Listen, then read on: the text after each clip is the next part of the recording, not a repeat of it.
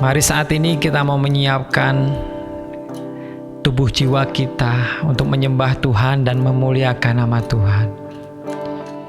Biarlah kita merenungkan setiap kejadian yang ada di dalam kehidupan kita. Itu karena semua kasih Tuhan terhadap diri kita. Dan mari saat ini biarlah Roh Kudus hadir dimanapun saudara-saudara berada dan melingkupi saudara. Terima kasih Tuhan. Kasih pasti lemah lembut, kasih pasti memaafkan, kasih pasti murah hati, kasih-Mu Tuhan. Sekali lagi katakan kasih. Kasih pasti lemah lembut, kasih pasti memaafkan, kasih pasti murah hati, kasih-Mu Tuhan. Ajarilah kami ini saling mengasihi, ajarilah kami ini saling mengampuni, ajarilah kami ini kasih-Mu ya Tuhan. Kasih-Mu sungguh tiada batasnya. Ajarilah kami ini saling mengasihi, ajarilah kami ini saling mengampuni, ajarilah kami ini kasih-Mu ya Tuhan. Kasih-Mu tunggu tiada batasnya. Ajarilah kami ini, ajarilah kami ini saling mengasihi, ajarilah kami ini saling mengampuni, ajarilah kami ini kasih-Mu ya Tuhan. Kasih-Mu sungguh tiada. Sekali lagi dengan segenap hati kita mau katakan, ajarilah kami ini saling mengasihi, ajarilah kami ini saling mengampuni, ajarilah kami ini kasih-Mu ya Tuhan. Kasih-Mu sungguh tiada batasnya, kasih-Mu sungguh tiada batasnya, kasih-Mu sungguh tiada batasnya.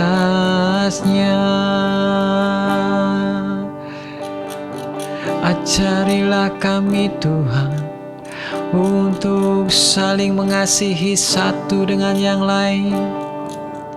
Kami percaya Yesus. Ajari kami untuk saling mengampuni Tuhan. Ajari kami untuk saling memaafkan Yesus. Oh, kasih-Mu bagi kami Tuhan, kasih-Mu bagi kami Yesus. Bapa, kami bersyukur buat siang hari ini Tuhan, bahwa kasih-Mu memang tiada batasnya Tuhan. Dan kami mau belajar itu Tuhan. Dan biarlah apa yang kami jalani, apa yang kami lakukan saat ini Tuhan, biarlah kami mau belajar untuk mengampuni, untuk mengasihi, untuk mempunyai sikap yang lemah lembut. Dan kami percaya Tuhan, tanpa bantuan Roh Kudus-Mu kami tidak bisa Tuhan. Biarlah saat ini Tuhan, biarlah dengan kasih-Mu Tuhan, kami mau belajar tentang firman-Mu Tuhan. Biar firman-Mu Tuhan bisa menjadi kekuatan, dan kami bisa belajar lebih lagi Tuhan, mengenal akan Engkau Yesus. Terima kasih Bapa, kami bersyukur buat siang hari ini Tuhan. Berkati kami Tuhan. Kami bersyukur buat semuanya, hanya dalam nama Yesus kami berdoa dan mengucap syukur. Amin. Shalom, selamat siang semuanya, dan hari ini kita berjumpa kembali di dalam channel Misbah Keluarga, di mana tiap hari kita mau sharing tentang firman Tuhan, kita mau berbagi tentang berita kesukaan, dan biarlah siang hari ini kita mau belajar sedikit tentang firman Tuhan. Dan untuk mendasari firman Tuhan pada siang hari ini, mari kita mau baca di dalam Yohanes 8 ayat 37 sampai ke 47. Biar kita mengetahui perikop apa atau hal apa, konteks apa yang dibicarakan. Karena jikalau kita hanya membaca hanya sepenggal ayat saja, maknanya akan berbeda. Maka dari itu kita harus membaca, atau kita harus mengerti dan sesuai konteks apa yang ada di dalam firman tersebut, apa yang seharusnya dibicarakan di dalam firman tersebut. Mari kita mau baca Yohanes 8 ayat 37 sampai yang ke-47. Keturunan Abraham yang tidak berasal dari Allah. Aku tahu bahwa kamu, ini Tuhan Yesus berkata. Pada waktu itu Tuhan Yesus berkata kepada orang-orang Yahudi pada waktu itu, aku tahu bahwa kamu adalah keturunan Abraham, tetapi kamu berusaha untuk membunuh aku karena firman-Ku tidak beroleh tempat di dalam kamu. Apa yang kulihat pada Bapa itulah yang kukatakan, dan demikian juga kamu perbuat tentang apa yang kamu dengar dari bapamu. Jawab mereka kepadanya, Bapa kami ialah Abraham. Kata Yesus kepada mereka, jikalau sekiranya kamu anak-anak Abraham, tentulah kamu mengerjakan apa yang dikerjakan oleh Abraham. Tetapi yang kamu kerjakan ialah berusaha membunuh aku. Aku seorang yang mengatakan kebenaran kepadamu, yaitu kebenaran yang kudengar dari Allah. Pekerjaan yang demikian tidak dikerjakan oleh Abraham. Kamu mengerjakan pekerjaan bapamu sendiri. Jawab mereka, kami tidak dilahirkan dari zina, Bapa kami satu, yaitu Allah. Kata Yesus kepada mereka, jikalau Allah adalah bapamu, kamu akan mengasihi aku, sebab aku keluar dan datang dari Allah, dan aku datang bukan atas kehendakku sendiri, melainkan Dialah yang mengutus aku. Apakah sebabnya kamu tidak mengerti bahasaku? Sebab kamu tidak dapat menangkap firman-Ku. Iblis yang menjadi bapamu, dan kamu ingin melakukan keinginan-keinginan bapamu. Ia adalah pembunuh manusia sejak semula dan tidak hidup dalam kebenaran, sebab di dalam dia tidak ada kebenaran. Apabila ia berkata dusta, ia berkata atas kehendaknya sendiri, sebab ia adalah pendusta dan bapa segala dusta. Tetapi karena aku mengatakan kebenaran kepadamu, kamu tidak percaya kepadaku. Siapakah di antaramu yang membuktikan bahwa aku berbuat dosa? Apabila aku mengatakan kebenaran, mengapa kamu tidak percaya kepadaku? Barang siapa berasal dari Allah, ia mendengarkan firman Allah. Itulah sebabnya kamu tidak mendengarkan, karena kamu tidak berasal dari Allah. Amin. Nah, pada waktu itu Tuhan Yesus bersama orang-orang Yahudi, ya bisa dikatakan mungkin sharing. Tetapi pada waktu itu orang Yahudi, kita tahu bagaimana orang Yahudi pada zaman tersebut, dia selalu mengaku bahwa diri sendiri atau diri kelompoknya mereka itu adalah kelompok yang paling suci, yang tidak ada dosanya, yang mungkin bisa dikatakan orang yang saleh. Tetapi Tuhan Yesus bilang bahwa kamu tidak berasal dari bapamu, karena tahu bahwa pada waktu itu orang Yahudi bilang bahwa no, aku adalah anak Abraham. Bisa dikatakan Bapakku adalah Abraham. Tetapi apa yang dilakukan oleh bangsa Yahudi ini, oleh orang-orang Yahudi pada waktu itu, tidak mencerminkan apa yang dilakukan oleh Abraham. Bagaimana Abraham ialah menyembah Tuhan dengan benar, dengan ketulusan hati, menyembah Allah. Bagaimana dia ingin Allah supaya hadir dalam kehidupannya. Tetapi kebalikannya, bagaimana bangsa Yahudi, orang yang ada tersebut, malah ingin membunuh Yesus, yang dimana kita tahu bahwa dia adalah berasal dari Allah, dan yang mengutus Yesus adalah Allah sendiri. Dan pada waktu itu, pada waktu itu orang Yahudi memang bagaimana dia walaupun menjabat sebagai, bisa dikatakan, seorang imam, tetapi mereka terbelenggu dalam dosa, atau di dalam kehidupannya mereka dibelenggu oleh iblis. Tuhan Yesus mengatakan juga bahwa iblis adalah bapamu. Ia adalah bapa segala pendusta. Bagaimana memang orang Yahudi itu banyak sekali mendusta tentang pekerjaan-pekerjaan yang dilakukan oleh Tuhan Yesus. Bagaimana pada waktu itu Yesus menyampaikan kebenaran yang sejati, yaitu firman Allah yang hidup. Bagaimana firman Allah yang Yesus dengar dari Allah itu sendiri, Tuhan Yesus sampaikan. Tapi mereka tidak menerima. Karena mungkin apa yang dikatakan Yesus ini adalah suatu hal yang membuat aku rugi. Suatu hal yang membuat aku harus berubah sifatku. Mungkin aku selama ini tidak mau, orang Yahudi tidak mau kenal dengan orang yang bawah-bawah. Tapi Tuhan Yesus sebetulnya ia sabar, dia rendah hati. Bagaimana dia berteman dengan siapa saja. Dan kalau ingin mengalami kebenaran sejati, kalau ingin mengalami kemerdekaan sejati, kita harus bisa meresponi Injil dan percaya terhadap Yesus Kristus. Tetapi pada waktu itu kita tahu ya orang Yahudi seperti apa. Dan untuk supaya kita hilang atau kita lepas dari yang namanya dosa, kebiasaan buruk, akar kepahitan, hawa nafsu, hanya satu, yaitu kita bisa mendengarkan, kita bisa menerima firman Tuhan dengan penuh kebenaran, dengan betul-betul pure firman Tuhan yang disampaikan. Bukan karena kehendak kita sendiri. Bukan karena untuk keinginan kita sendiri. Bukan karena ya mungkin mengatasnamakan suara Tuhan, mengatasnamakan Tuhan. Oh iya, aku berbuat kayak gini.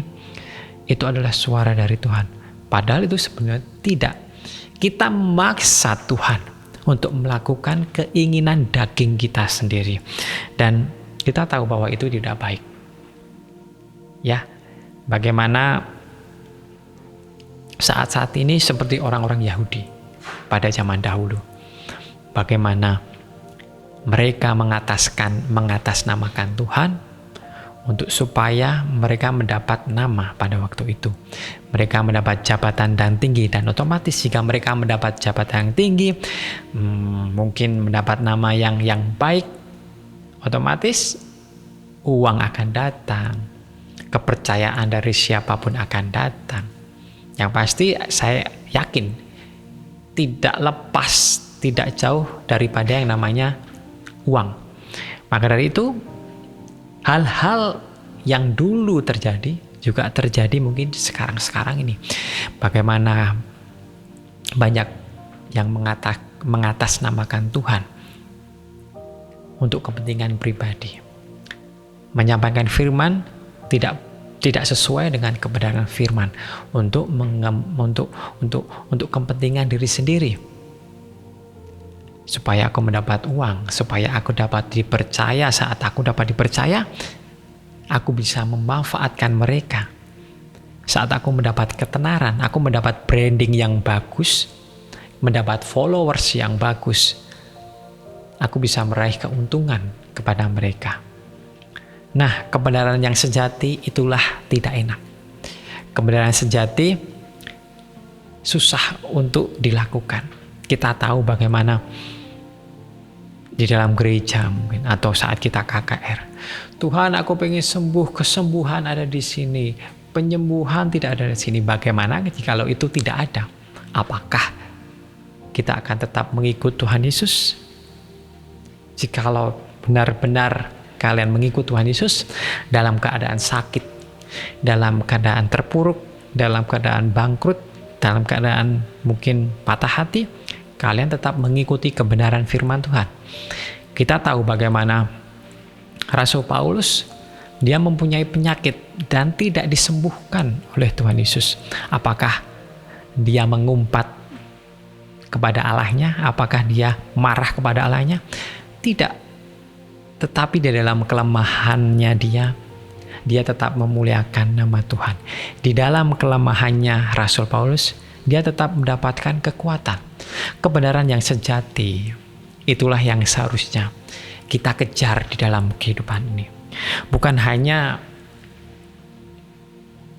keinginan daging kita, atau mungkin firman-firman Tuhan yang sepenggal-sepenggal saja yang kita dapatkan dan kita amini, tentang penyembuhan mungkin, tentang berkat mungkin tentang keselamatan, mungkin tentang suatu hal yang membuat kita termotivasi. Jangan hanya sekedar mengambil ayat-ayat sepenggal-sepenggal saja, dan itu menjadi boleh, tetapi kita harus bisa melihat konteks bagaimana ayat tersebut digunakan. Nah, maka dari itu, ayo saat ini jangan termakan oleh mungkin influencer yang hanya sekedar memberitakan firman dengan sepenggal-sepenggal atau mengambil ayat-ayat yang bagus-bagus saja. Bukan seperti itu. Kita harus bisa meneliti dengan benar bagaimana kebenaran Tuhan, bagaimana firman Tuhan itu harus kita lakukan di dalam kehidupan kita, walaupun itu tidak baik, walaupun itu susah, tetapi itu yang harus dilakukan untuk menghilangkan kebiasaan kita yang mungkin kita sudah lakukan bertahun-tahun dan itu sebenarnya tidak baik. Itu sangat susah. Kita bisa lihat contohnya seorang apabila kecanduan narkoba, bagaimana dia sangat susah sekali untuk melepaskan, karena itu enak bagi mereka dan menjadi candu. Merokok itu pernah saya bilang, merokok itu bisa dikatakan bukan rokoknya yang membuat kita berdosa, tetapi candunya yang membuat kita berdosa. Kita tahu kalau merokok itu tidak mungkin berkurang, pasti akan terus bertambah. Dan itu yang mengikat kita di dalam dosa, bahwa Tuhan bilang apabila semuanya yang di dalam dunia ini yang mengikat kita, itu sama saja kita berdosa. Nah, seperti itu. Di dalam menjalani kebenaran firman Tuhan itu tidak gampang. Tetapi hanya itu yang bisa memerdekakan kita dari belenggu dosa. Dari seperti yang saya katakan, dari mungkin hawa nafsu yang tidak baik, mungkin juga dari keterpurukan kita. Terus mungkin masalah-masalah kita yang tidak pernah selesai. Tetapi apabila itu memang terjadi dalam kehidupan kita, biarlah kita tetap mengikut Tuhan Yesus sampai akhir hayat kita. Ya, mungkin banyak pendeta juga yang mengklaim bahwa jikalau dalam dunia kita harus hidup berkelimpahan, kita harus hidup enak, kita harus hidup mempunyai banyak uang, banyak harta. Tetapi bukan itu yang Tuhan inginkan. Kita tahu Tuhan Yesus hidupnya seperti apa sih? Saya juga pernah mengatakan dia tidak mempunyai tempat untuk meletakkan kepalanya. Apalagi rumah, dia tidak mempunyai. Bukan berarti kita tidak boleh memiliki, bukan seperti itu, tapi fokus kita kepada siapa. Jikalau kita mempunyai harta yang melimpah, biarlah fokus kita tetap Tuhan, biarlah harta kita untuk kemuliaan nama Tuhan. Biarlah apapun yang kita punya, biarlah kita kembalikan kepada Tuhan, karena memang itulah yang seharusnya kita lakukan.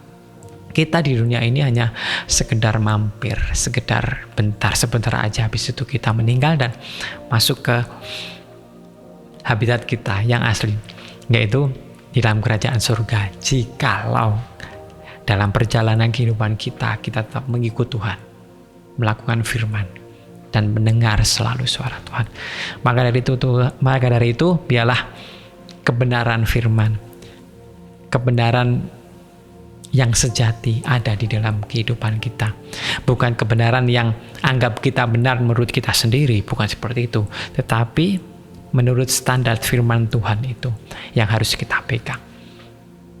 Mari kita mau belajar, saya belajar, saudara-saudara juga belajar, supaya apa yang kita pelajari pada siang hari ini, apa yang saya sharingkan, bisa menjadi kekuatan bagi saudara, bahwa jangan hanya sekedar mengikut influence yang mempunyai followers banyak dan dia menyebut nama Tuhan dan akhirnya dia menyampaikan hal yang tidak baik, yang tidak sesuai dengan firman Tuhan, ataupun gembala saudara, mentor saudara yang menyampaikan firman tidak sesuai dengan firman Tuhan.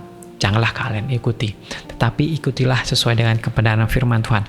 Bagaimana kita bisa tahu itu kebenaran firman atau Tuhan, kebenaran firman Tuhan, ataupun hanya seorang pendusta saja mengatakan firman itu? Mari kita tetap mendekat kepada Tuhan. Kita tetap menggali firman Tuhan. Baca firman Tuhan tiap hari. Baca jangan sekedar membaca, tetapi renungkanlah siang dan malam. Seperti Daud mengatakan. Karena iblis juga mengganggu kita siang dan malam. Merenungkan firman Tuhan tidak hanya sekedar 1 hari, seminggu, sebulan, 1 tahun, tetapi siang dan malam. Maka dari itu, mari saat ini kita mau berdoa, mintalah kepada Tuhan kekuatan. Supaya apa? Supaya kita bisa menjalani kehidupan saat kita ada di dunia ini penuh sesuai dengan kebenaran firman Tuhan yang sejati. Amin. Kami bersyukur Bapa buat siang hari ini. Biarlah kami mau belajar tentang kebenaran firman-Mu di dalam kehidupan kami. Selama kami masih di dunia, mungkin susah Tuhan. Kami tidak sanggup untuk melakukan kebenaran firman-Mu. Tetapi kami percaya Tuhan, Engkau akan menyangkutkan kami. Karena hanya itulah satu-satunya jalan. Untuk supaya kami bisa mengikuti-Mu.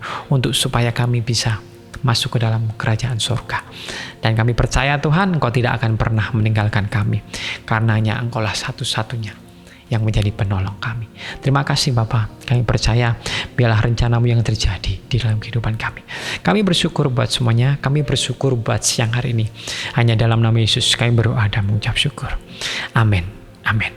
Shalom, selamat siang. Tuhan Yesus memberkati.